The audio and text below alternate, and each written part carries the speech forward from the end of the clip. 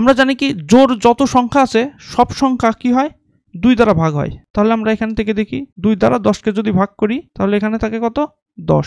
এটা আমাদের কি ভাগফল, আর এটা কি ভাগশেষ।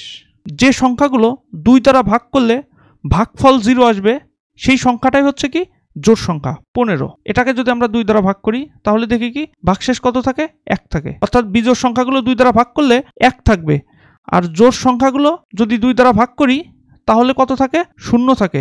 তো আমরা একটা ডিসিশন নিতেই পারি 2 দ্বারা ভাগ করলে যে সংখ্যাগুলোর ভাগশেষ 0 হয় সেই সংখ্যাগুলোই জোড় সংখ্যা, আর যে সংখ্যাগুলোর 2 দ্বারাকে ভাগ করলে ভাগশেষ 0 পাবো না সেই সংখ্যাই বিজোড় সংখ্যা।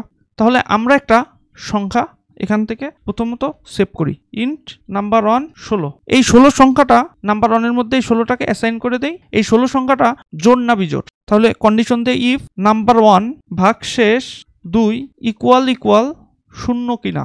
যদি 0 হয় তাহলে প্রিন্টএফ নাম্বারটা কি ইভেন, আর যদি না হয় তাহলে আমরা বলে দিতে পারি কি প্রিন্টএফ নাম্বারটা অড বা কি বিজোড় সংখ্যা। কোডটাকে এখন যদি আমরা রান করি তাহলে আমরা দেখতে পাই কি আউটপুট হিসেবে ইভেন এসেছে, কারণ 16 সংখ্যাটা কি ইভেন বা জোড় সংখ্যা। এখন আমরা যদি মানটাকে চেঞ্জ করে দেই, এখানে লিখে দেই 15 এবং কোডটাকে যদি রান করি তাহলে দেখতে পাই কি 15 সংখ্যাটা কি অড বা কি বিজোড় সংখ্যা।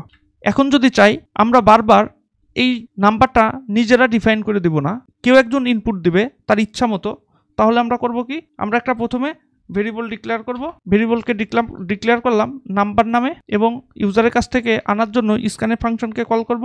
যেহেতু আমরা ইন্টিজার টাইপের ভ্যালু আশা করতেছি তাই ফরম্যাট স্পেসিফায়ার হিসেবে %d নেব, কমা দিয়ে গার্বেজ ভ্যালুকে পরিবর্তন করার জন্য নিজস্ব একটি ভ্যালু সেট করব। এর জন্য আমরা এই চিহ্নটা ইউজ করলাম। এরপরে কি নাম্বার 1 এর মধ্যে সেই সংখ্যাটা রেখে দেব। এখন যদি ইউজারের কাছ থেকে আমরা ইনপুট নেই, আমরা এখান থেকে নিলাম 8 সংখ্যাটা জোড় না বিজোড়। এখন যদি আমরা রান করি কোডটাকে তাহলে দেখতে পাই নাম্বারটা ইভেন নাম্বার, এখানে আমরা 8 দিয়েছি ইভেন পেয়েছি। এখন যদি আমি এখানে ইনপুটটাকে পরিবর্তন করে দেই 23, কোডটাকে যদি আবার রান করি তাহলে দেখতে পাই কি আউটপুট হিসেবে পেয়েছি কি অড, কারণ 23 সংখ্যাটি অড। তার মানে এই প্রোগ্রামের মাধ্যমে আমরা শিখলাম কোন সংখ্যা জোড় না বিজোড় এটা বের করার।